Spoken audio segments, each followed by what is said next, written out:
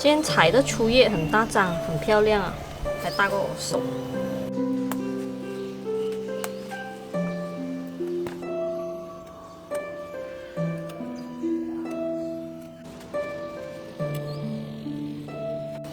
把这个粗粗的茎拔掉，我只是要这个叶子。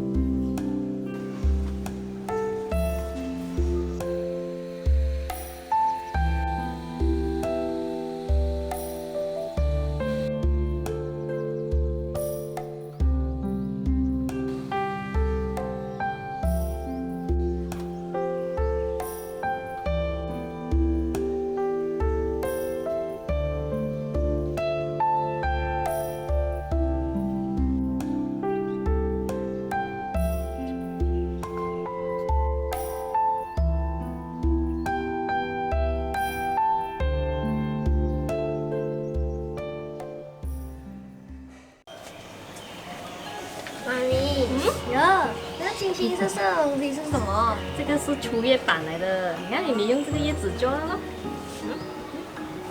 你看后面叶子粗粗的，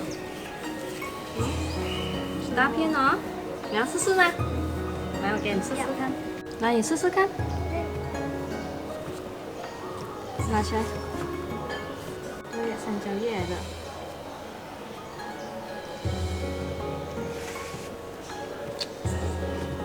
好吃吗？好吃。